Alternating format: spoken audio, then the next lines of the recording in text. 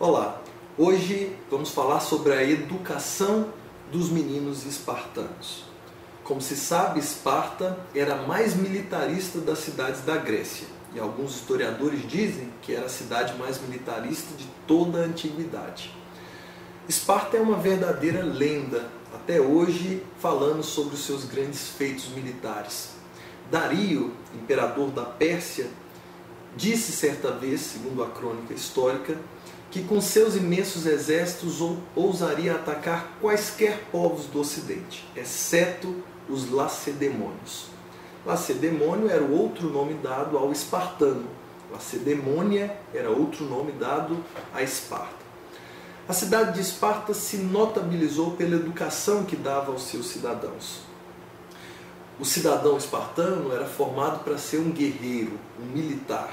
Não havia maior honra para uma mulher do que dar à luz filhos homens capazes de servirem ao exército orgulhoso de Esparta. O menino espartano já nascia analisado militarmente. Quando acabava de nascer, era entregue aos sacerdotes que verificavam se ele tinha algum defeito congênito. Havendo qualquer defeito, a criança seria jogada de um penhasco pela própria mãe, que não chorava pelo filho, mas chorava pela má sorte de não poder dar um bom soldado para o exército espartano. Essa criança, logo em seguida, com alguns meses de idade, passava por um teste rigoroso de apneia, era mergulhada num barril com urina, vinho e água, para que lhes ardessem as mucosas e para ver quanto tempo ela aguentaria sem ar. As crianças sobreviventes passavam no teste.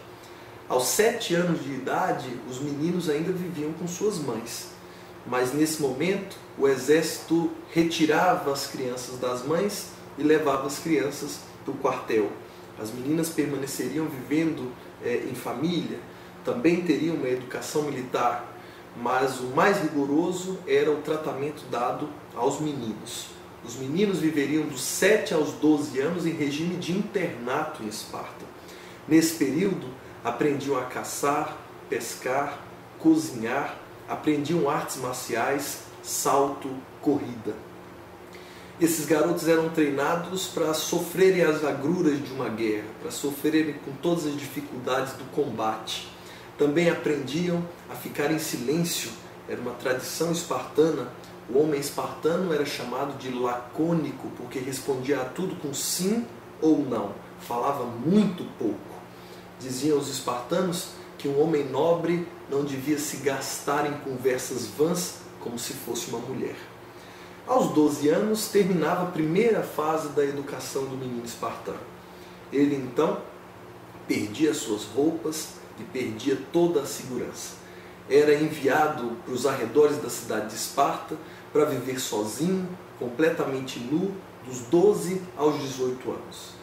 Nesse período de sua educação, deveria aprender a praticar os conhecimentos que tinha adquirido na fase anterior.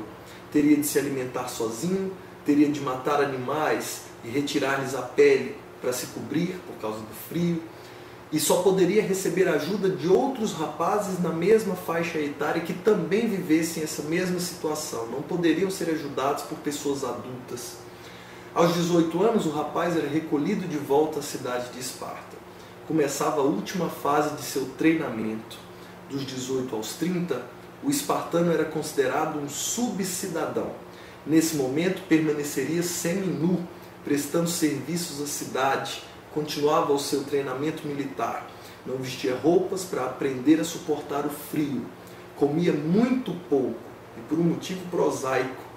O exército dava pouca comida ao rapaz para que ele, faminto, fosse obrigado a roubar comida.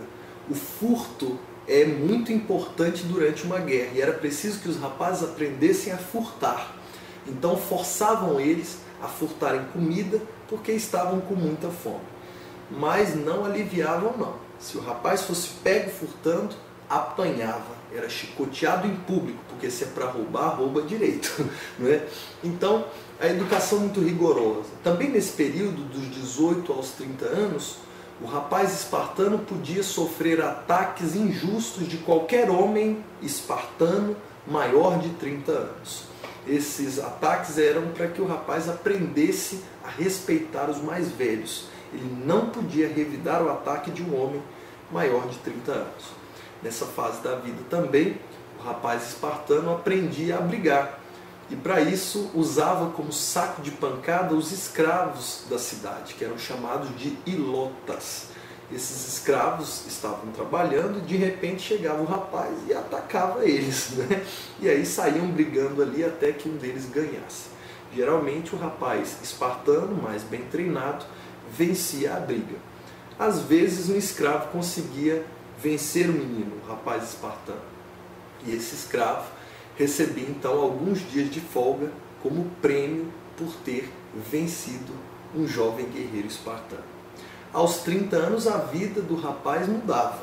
Aos 30 se tornava um cidadão. Participava do Conselho dos Cidadãos em Esparta, chamado de Ápela. Aos 30 também, esse rapaz ganhava o direito de ser chamado guerreiro hoplita, um membro do exército espartano. Também recebia suas terras, recebia recursos para sobreviver, já que em Esparta a propriedade era coletiva, não havia propriedade privada na cidade. Recebia também alguns escravos ilotas para prestarem serviço a ele e também ganhava o maior dos prêmios. Aos 30 anos ele recebia o direito de se casar. O casamento era algo bastante interessante e peculiar. Ele tinha que fugir do quartel escondido, raptar uma noiva, levá-la para o mato, engravidá-la e só quando voltasse com a mulher grávida seria considerado um cidadão pleno e casado. Caso isso não acontecesse, ele não era considerado um homem casado, deveria voltar para o quartel e lá permanecer como homem estéril. Ora, outro ponto bem interessante é que mesmo depois de casado, tendo seus escravos, terras, filhos, ele permanecia vivendo no quartel, ia para casa muito raramente. O homem espartano estava sempre em guarda, sempre pronto para o ataque, sempre pronto para defender a polis espartana. Por isso, era costume em Esparta que os seus cidadãos vivessem enquartelados dos 30 aos 60 anos. Poucos chegavam aos 60 anos com tantas guerras, tantos combates, mas os que chegavam tinham uma grande recompensa.